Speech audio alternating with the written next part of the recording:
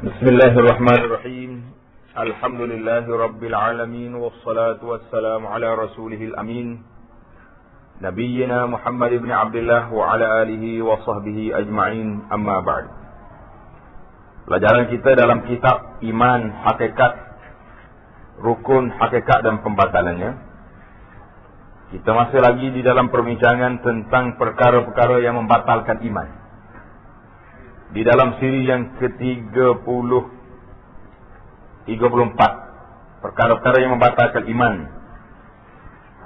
Perbincangan kita yang lepas, iaitulah di antara yang membatalkan iman itu berpuas hati dengan kufur. Ini bahaya ni. Berpuas hati dengan kafir, tidak berpuas hati dengan Islam. Berat tak berat? Kita puas hati dengan kafir, dengan Islam sendiri tak puas hati. Kalau orang kafir buat mari, undang-undang apa saja pun, gantung kau, tembok kau, cocok dengan elektrik kau, bagus lah kau. Kalau undang-undang Islam kata, kena pancung. Tak boleh ni. Tak boleh ni. Tidak ada keperluan manusia. Yang mu letak di atas kursi elektrik tu nak mati. Oh, kokok. Pancung tak ada setengah minit, tak mati dah. Islam suruh dia mati. Suruh dia mati. Saya dia pun mati. Mati, pancung. Mati yang paling mudah sekali, pancung. Kalau minum racun, lama nak boleh mati, bergelepar dulu. Jadi kalau paling mudah sekali, pancung.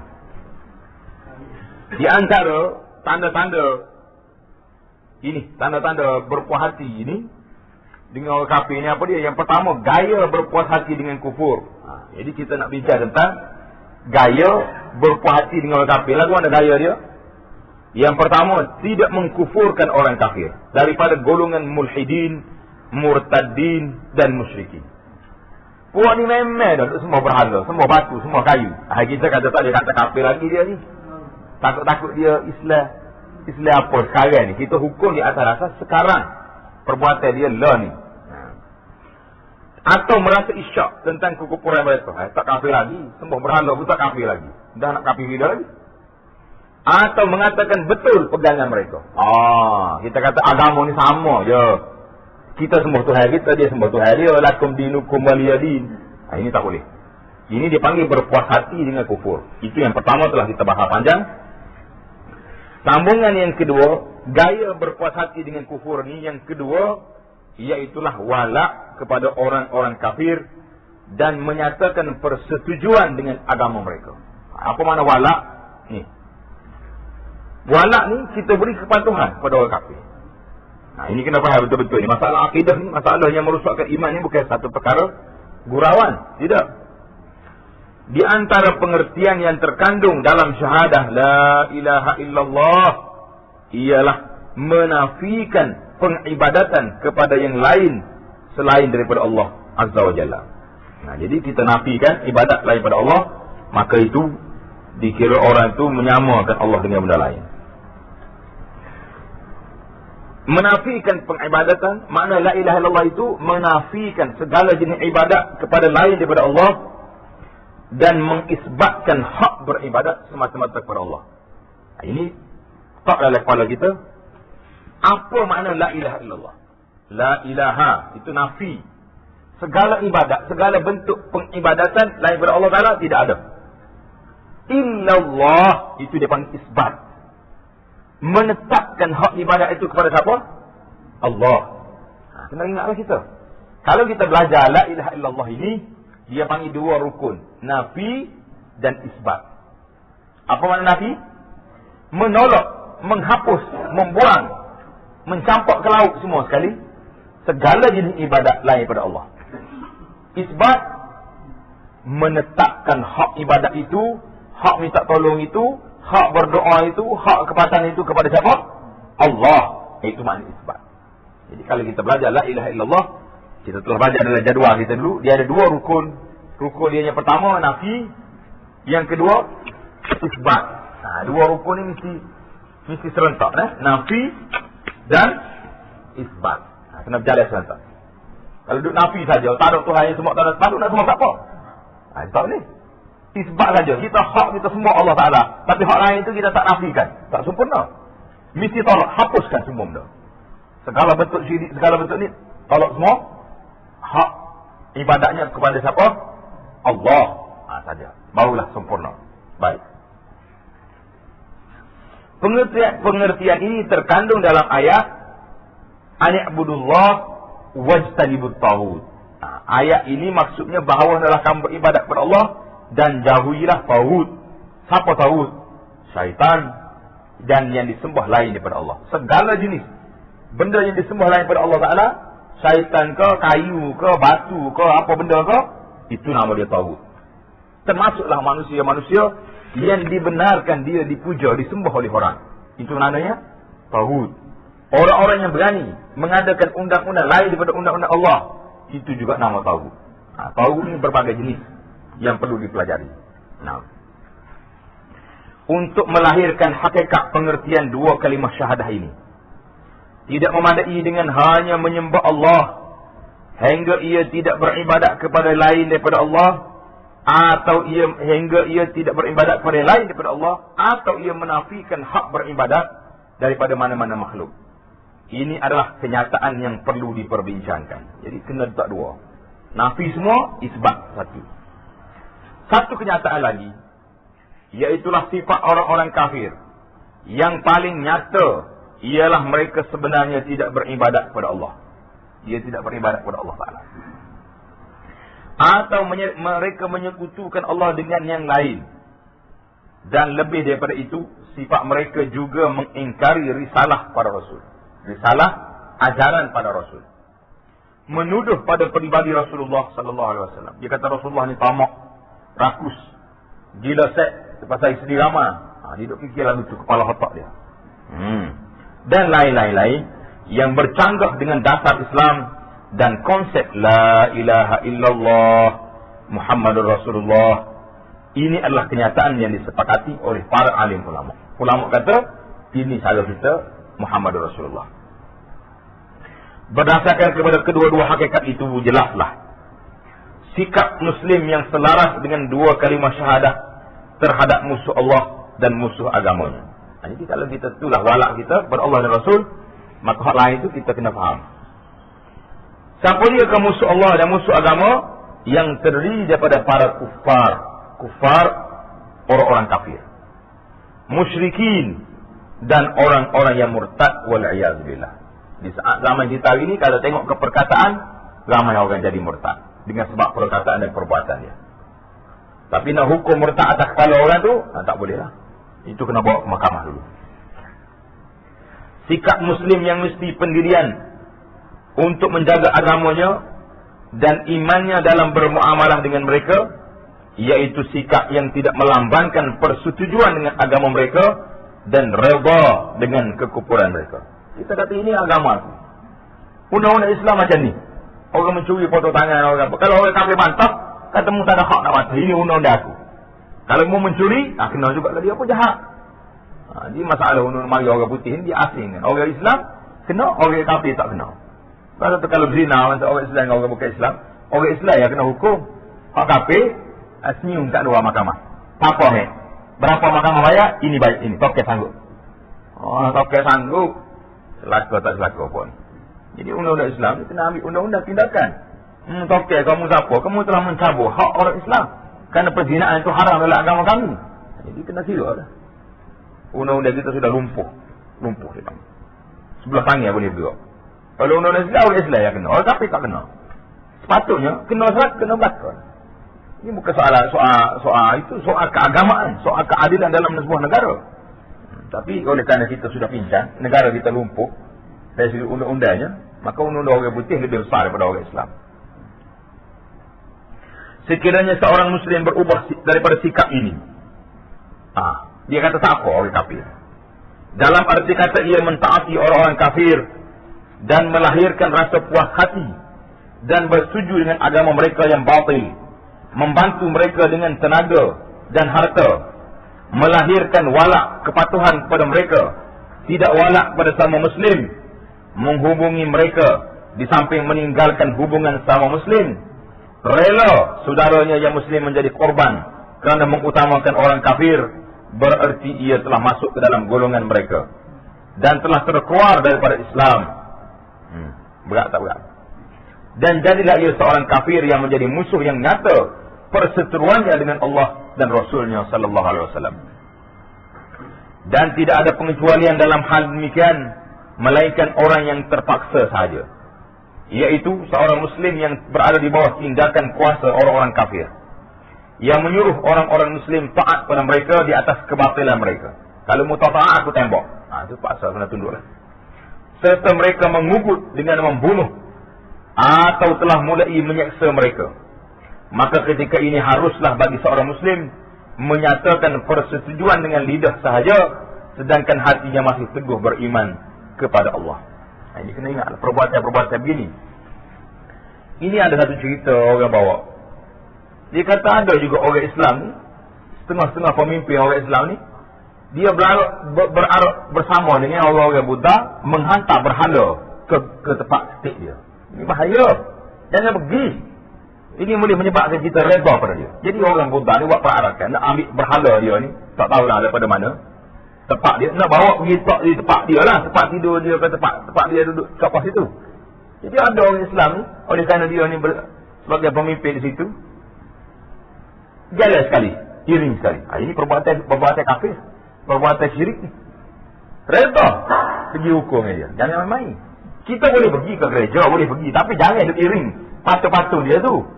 Allahu Akbar. Di saat kejahilan begini, bahaya. Bahaya kalau tidak ditegur. Para ulama mesti bertindak memberitahu kepada masyarakat perbuatan ini salah dan kamu kena bertaubat, mengucap semula. Kalau tidak, bahaya. Berat zaman kita hari ini, berat. Dalam hal tidak walaknya kepada orang-orang kafir, termasuk dalam pengertian dua kalimah syahadah sebagaimana yang telah dijelaskan, maka kita dapati terdapat beberapa ayat Al-Quran yang mewajibkan ke atas seorang mukmin supaya memutuskan walak. Walak itu kepatuhan mereka dengan seorang kafir, dan menetapkan perseteruan agama dengan mereka. Kita seteru dalam beragama. Bukan makna kita kena tembak dia, kita kena tapar dia, kita kena tumbuk dia. Setiap kali jumpa orang kafir, tumbuk. Tak. Aku dengan agamamu tak sama. Kita boleh berkawan dengan dia, boleh makan minum, makan sekali jalan, tak apa, duduk hijab-jawab sekali. Tapi beragama, no. Dia nak ajak pergi tempat berhala dia, jangan. Tak ada. Nak ajak buat perharakan berhala, jangan ikut. Jadi kita kena faham. Kalau dia ajak hari perayaan dia, kita kena tanya. Perayaanmu ni, makan mi panjang ni, makan mi pendek ni, ada ke agama? Kalau dia kata lebih kepada agama, tak lagi. Haram kita pergi. Kalau dia kata ni adat istiadat budaya kita. Macam orang Melayu, adat istiadat dia makan ketupat, makan lemang hari raya. Apa kalau tak makan lemang hari raya, jadi tak jadi? Jadi juga raya. Kan? Jadi kita pergi makan lemang. Itu tidak jadi masalah. Tapi kalau dia lemang ni jangan main. Ada pegangan tekak dia, untuk dewa dia tu makan sekali ke tak? Itu pegangan main agama. Kena asingkan. Sama juga dengan kawan-kawan kita ni. Makan kari, makan apa lagi? Belah buah kelapa. Itu kalau buah kelapa tu terlibat dengan agama, jangan pergi belah sekali. Jadi rusak pegangan kita. Karena kalau dia terlibat dengan agama, kena tanya dulu lah. Belah buah kelapa ni agama kau apa dia adat istiadat ya? Dia kata agama, ada pemujian ruh, ada nazar, ada apa? Tak boleh kita buat. Jadi jangan duduk main. Satu Malaysia pun dia ada batasnya agama kena ada. Jangan ada satu Malaysia segala benda. Satu Malaysia dalam bab hubungan antara kaum bersama, tidak berkelahi, berbaik. Itu betul. Tidak ada diskriminasi dalam pembahagian projek-projek. Bagilah. Tapi tak tanya satu Malaysia pun setengah-setengah negeri tidak diberi projek. Satu Malaysia. Ini jadi masalah. Baik. Jadi dalam Al-Quran jelas mewajibkan kata mukmin supaya memutuskan walak mereka dengan kafir dan menetapkan perseteruan agama dengan mereka. Dalam masalah agama. Dia duduk sebelah rumah kita, rumah dia. Tak apa. Dia duduk, tak apa. Kalau dia ajak makan buah, kita makan. Tapi kalau dia ajak makan daging, jangan makan belah-belah. Kena. Dia ajak makan walimah contohnya. Walimah ni untuk makan ni. Buah lima lah biasanya. Buah lima ni kotak-kotaknya tawari. Jadi buah lima ni ada istiadat budaya ni makan buah lima. Seperti orang Melayu makan Pakai topak, makan. Kok mari dia kata, bismillah lah kita. Dan ayat itu juga mengisyaratkan kepada zahirnya, kepada kufur dan riddahnya orang yang tidak mengikuti fardu ini. Apabila kita rujuk kembali pada pengertian yang terkandung di dalam dua kalimah syahadah dan kita himpunkan beserta dengan makna zahir bagi nas-nas di bawah ini, jelaslah bahawa ia menunjukkan kepada satu hakikat yang sebenar dan tidak harus kita takwilkan nas itu. Tak nak tukar nas. Kami akan jelaskan di sini sebahagian daripada nas itu, bukan semuanya, kerana nas-nas ayat-ayat itu memanglah banyak. Di antaranya, yang pertama firman Allah Ta'ala, A'udzubillahi minasyaitanir rajim. La yattakhidhul mu'minuna al-kafirina awliya'a min dunil mu'minin. Wa man yaf'al dhalika falaysa minallahi fi syai'in illa an tattaqu minhum tuqaa. Maksudnya, janganlah orang-orang mukmin mengambil orang-orang kafir menjadi wali, penolong dan pemimpin dengan meninggalkan orang-orang mukmin. Barang siapa yang berbuat demikian, nescaya terlepaslah ia daripada pertolongan Allah, kecuali kerana siasah memelihara diri daripada sesuatu yang ditakuti daripada mereka. Surah Ali Imran ayat 28. Penjelasannya, Allah melarang orang-orang mukmin daripada mengambil orang-orang kafir sebagai wali dan sahabat dengan meninggalkan orang-orang mukmin. Dan Allah menjelaskan bahawa siapa yang berbuat demikian bererti ia terlepas daripada pertolongan Allah. Berkata Imam Ibn Jarir At-Tabari rahimahullah, ketika menafsirkan ayat ini, maksud ayat ialah, janganlah kamu mengambil orang-orang kafir menjadi penolong kamu, yang menjadikan kamu kasih kepada mereka dengan sebab agama mereka. Tak, kerana agama jangan. Kamu membantu mereka untuk menghadapi kaum muslimin dan kamu berlemah lembut dengan mereka. Maka sesiapa yang melakukan demikian, maka ia terlepas daripada pertolongan Allah. Dalam arti kata, ia terlepas daripada Allah dan Allah pula berlepas diri daripadanya dengan sebab keluarnya daripada agama Allah dan masuknya ke dalam agama kufur. Wal'iyadzubillah. Adapun keratan yang kedua, yaitulah ayat illa an tattaqu minhum tuqah. Maksudnya, kecuali kerana siasah. Siasah ni kerana kepentingan memelihara diri daripada sesuatu yang ditakuti. Jadi kalau kita tak ikut dia, kita akan dibunuh, kita akan diunaya, kita akan macam-macam dikhianat. Maka samalah dengan firman Allah Ta'ala dalam ayat yang lain, illa man ukriha wa qalbuhu mutmainnun bil iman. Maksudnya, kecuali sesiapa yang dipaksa untuk melafazkan atau melakukan perkara kufur. Paksa, tak kata bangunan tinggi, mu tak kata kufur, aku campur ke bawah. Kita kata dengan mulut kita kata. Hati dia tak tahu. Hati manusia ni, kita tahu hati duduk mana. Kita boleh cakap hati saya bersama awak. Cakap ya. Engkau dalam ni siapa yang nampak? Orang tak nampak. Sedangkan hatinya masih tetap beriman, iaitu seorang Muslim yang dipaksa dan tidak mampu menolak paksaan mereka, lalu ia menunjukkan pergaulan baik dengan mereka, sedang hatinya masih beriman kepada Allah, hatinya masih benci kepada kekufuran dan perseteruan kepada Allah. Jadi hatinya kena tetap. Kalau sekali dengan hati-hati pergi setuju juga, tapi tulis dah dia ni. Mana hati-hati, sebab orang tak tahu dari hati kita. Kita sendiri pula pergi duduk tunjuk hati kita saya kalau kafir. Boleh? Ya? Tak boleh dah. Ibnu Jarir menafsirkan dengan katanya, kecuali engkau menggunakan siasah memelihara diri dengan tidak melahirkan perseteruan dengan mereka, tetapi tidak menyokong kekufuran mereka dan tidak membantu mereka untuk melawan orang muslimin. Jadi kalau kita nampak sokong lain. Kena ingat. Penjelasan ini panjang.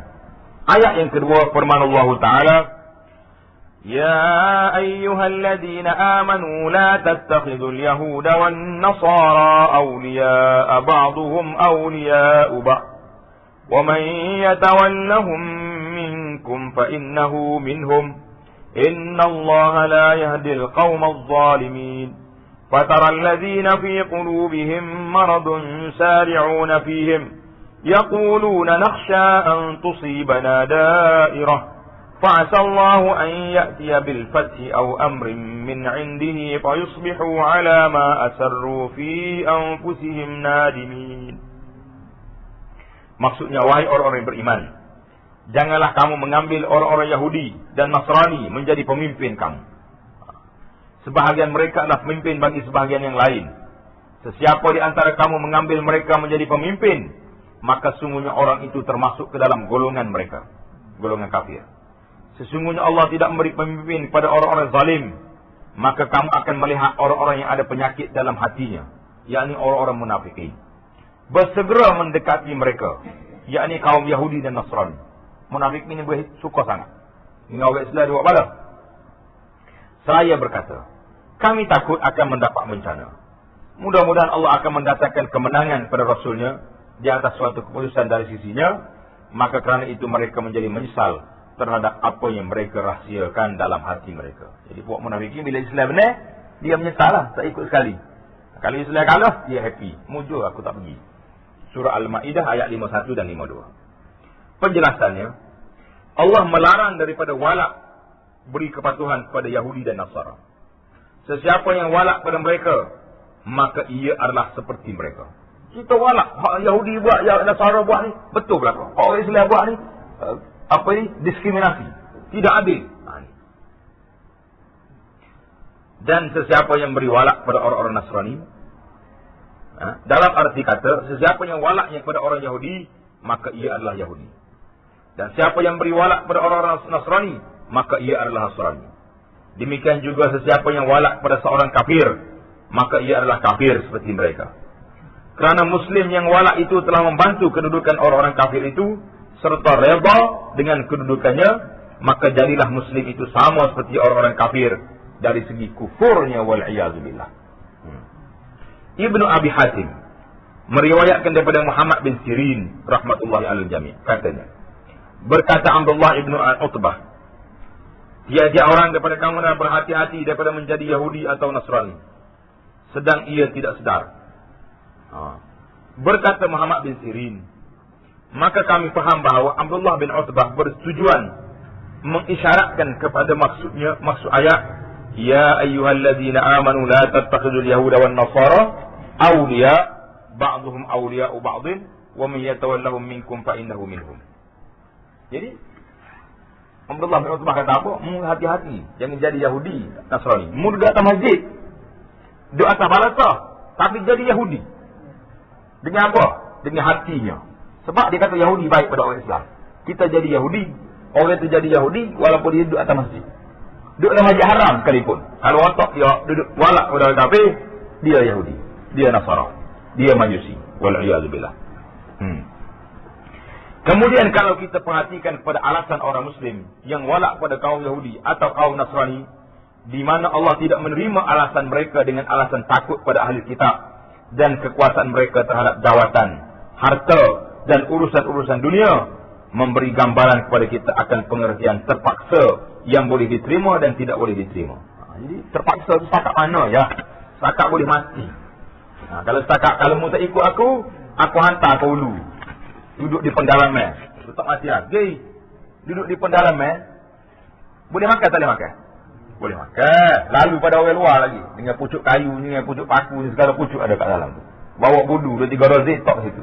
Oh, balik gemuk pada obesity lebih pada orang duduk bandar lagi. Itu bukan takut, takut ni bawa pada mati. Itu mana takut. Ayat yang ketiga, firman Allah Ta'ala, tara kathiran minhum yatawallawna alladhina kafaru labisa ma qaddamat lahum anfusuhum an sakhita Allahu alayhim wa fil azabi hum khalidun walau kanu yu'minuna billahi wan nabiyyi wa ma unzila ilayhi mattakhazuhum awliya walakinna kathiran minhum fasiqun. Maksudnya, kamu melihat kebaikan daripada mereka, tolong-menolong dengan orang-orang kafir. Buat Yahudi ni. Sesungguhnya amat buruklah apa yang mereka sediakan untuk diri mereka, iaitu kemurkaan Allah kepada mereka. dan mereka akan kekal dalam neraka wal-iyadzubillah. Sekiranya mereka beriman kepada Allah, kepada Nabi Musa, dan kepada kitab yang diturunkan kepadanya, nescaya mereka tidak akan mengambil orang-orang musyrikin itu menjadi penolong, tetapi kebanyakan daripada mereka adalah orang-orang fasik. Kebanyakan daripada mereka orang fasik, orang jahat. Suratul Maidah ayat 80 dan 81. Allah menjelaskan bahawa beriman kepada Allah dan kepada Nabi adalah terikat dengan tidak walak, tidak beri kepatuhan seseorang itu kepada orang-orang kafir. Jika sabit walak seorang itu kepada orang-orang kafir, menyebabkan ia tidak beriman kepada Allah dan kepada Rasulnya. Dan dari sudut yang lain, walak kepada orang kafir menyebabkan kemurkaan Allah dan berkekalan di dalam seksaan. Serta Allah menjelaskan bahawa walak kepada orang-orang kafir tidak boleh berlaku di kalangan orang mukmin, kerana ahli iman akan melahirkan perseteruan dan tidak akan walak kepada mereka, tidak akan patuh kepada mereka.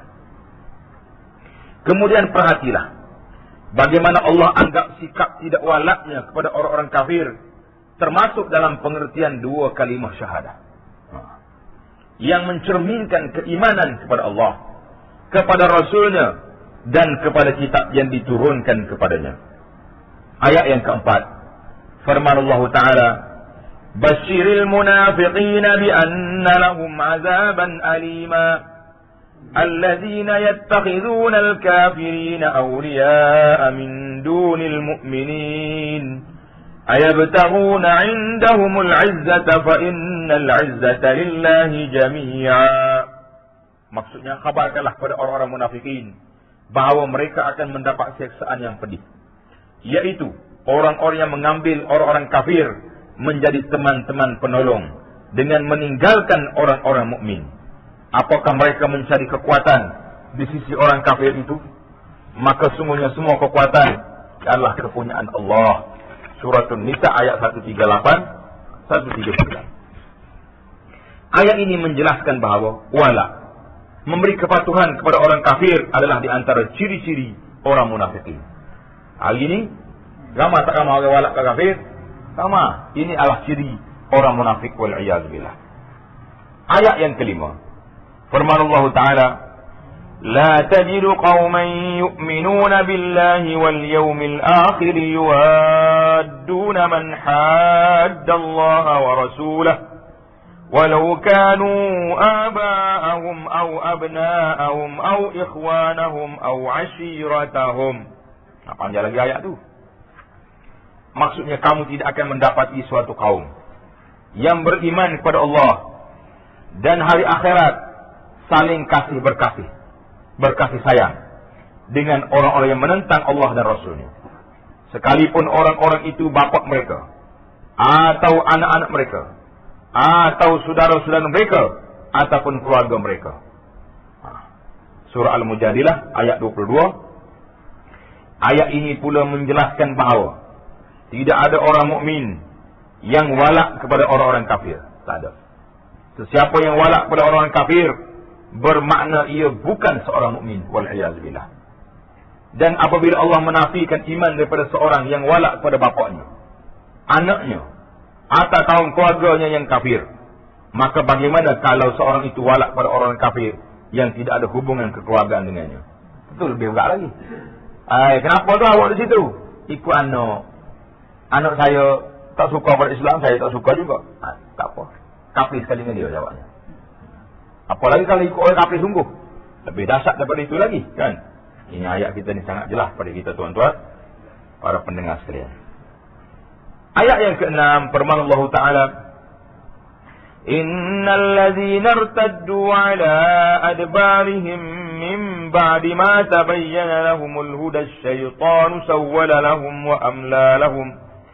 ذلك بأنهم قالوا للذين كرهوا ما نزل الله سنطيعكم في بعض الأمر والله يعلم إسرارهم فكيف إذا توفتهم الملائكة يضربون وجوههم وأدبارهم ذلك بأنهم اتبعوا ما أسخط الله وكرهوا رضوانه فأحبط أعمالهم.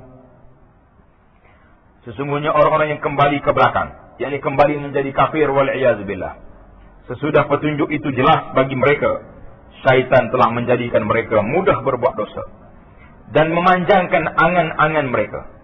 Yang demikian itu kerana sesungguhnya orang-orang munafik itu berkata kepada orang-orang yang benci kepada apa yang diturunkan Allah, yakni orang-orang Yahudi, kami akan mematuhi kamu dalam beberapa urusan. Dia janji Yahudi nak buat urusan, sedang Allah mengetahui rahsia mereka. Bagaimanakah keadaan mereka apabila malaikat maut mencabut nyawa mereka seraya memukul muka mereka dan punggung-punggung mereka? Yang demikian itu adalah kerana sesungguhnya mereka telah mengikuti apa yang menimbulkan kemurkaan Allah, dan kerana mereka membenci apa yang menimbulkan keredaannya. Sebab itu Allah menghapuskan pahala amalan mereka. Surah Muhammad sallallahu alaihi wasallam ayat 25 hingga 28. Di sini Allah tegaskan lagi antara sebab yang menjadikan mereka murtad dan kafir wal'iyazubillah, ialah mereka berkata kepada orang-orang kafir, kami akan taat kepada kamu pada setengah-setengah urusan.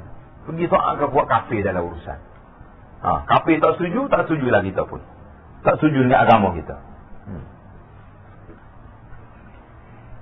Dan apa yang mereka ketahui mengenai kebenaran dan al-haq tidak bermanfaat. Dia tahu apa benar dan berbanding dengan apa yang mereka kata dan berjanji dengan orang-orang kafir yang bencikan Islam. Hari dua ni kita tengok, bila timbul undang kita ada orang-orang Islam yang nak laksanakan undang-undang Islam, ada orang kafir buat spanduk, buat demonstrasi, kami menentang hukum hudud. Kawan-kawan dia yang duduk sekali dengan dia senyap kotak, buat kenyataan kami tidak akan laksanakan hukum hudud kerana nak jaga hati kawan-kawan kita. Subhanallah, ini kes berat ni. Kena bagi tahu, ini undang-undang dalam agama kami. Mu tak usah duduk buat perarakan, tak usah buat demonstrasi lah. Bukan kerja mu. Mu nak kuluk sampai ketua kuluk lah. Kami tidak akan potong kamu. Patutnya macam tu. Dia tahu ni tak senyap membisu. Beri jawapan pula penegasan, kami tidak akan buat. Walaupun agama kami suruh. Allahu Akbar. Bertakutnya kita. Takut tayar gelombang yang berlaku hari ini, gelombang yang menjurus ke arah ramainya orang Islam akan terkeluar daripada agama kalau tidak berhati-hati dalam masalah. Kena perlu ditangani dengan baik. Perlu diajar mereka supaya memahami agama sendiri. Kalau tidak, bunuh kita. Berikut orang kafir belakang. Ayat yang ke-7. Firman Allah Ta'ala.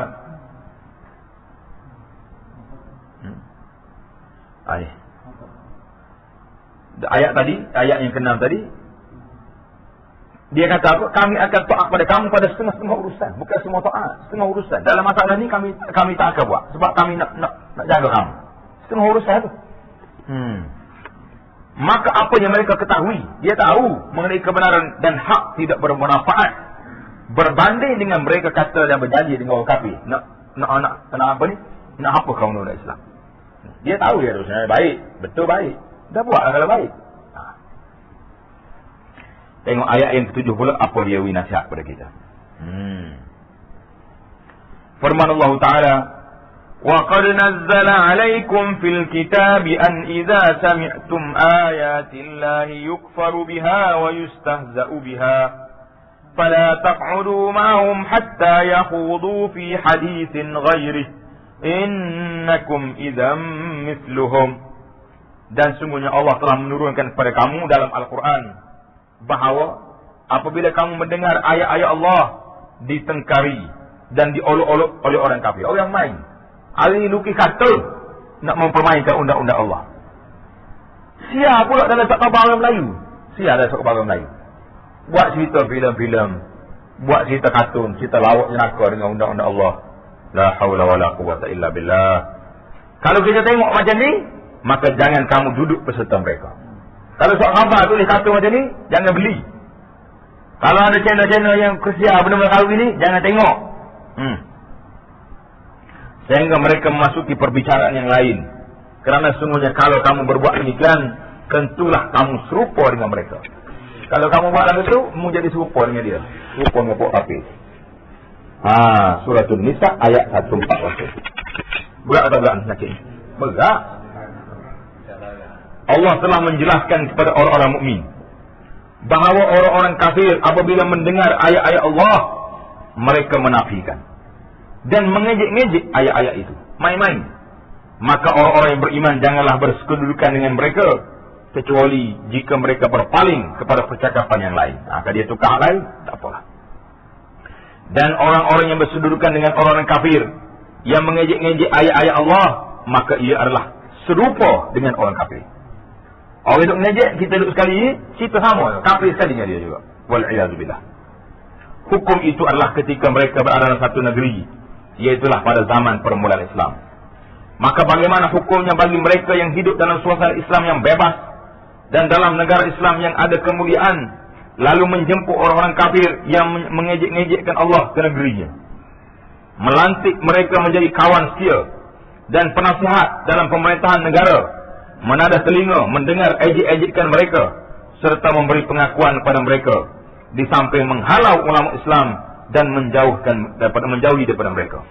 Orang-orang yang jahat ini diberi tempat, boleh bercakap dalam TV dan radio dan khabar. Pendakwa-pendakwa Islam yang nak membela agama ini disekat. Awak tak boleh mengajar sini, awak tidak ada tauliah. Awak tak boleh mengajar di sini, awak tidak ada hak untuk bercakap. Awak tak layak nak bercakap. Hak layak duduk mana? Hak layak membisu, seperti orang bisu yang tak pandai bercakap. Nah, ini masalah.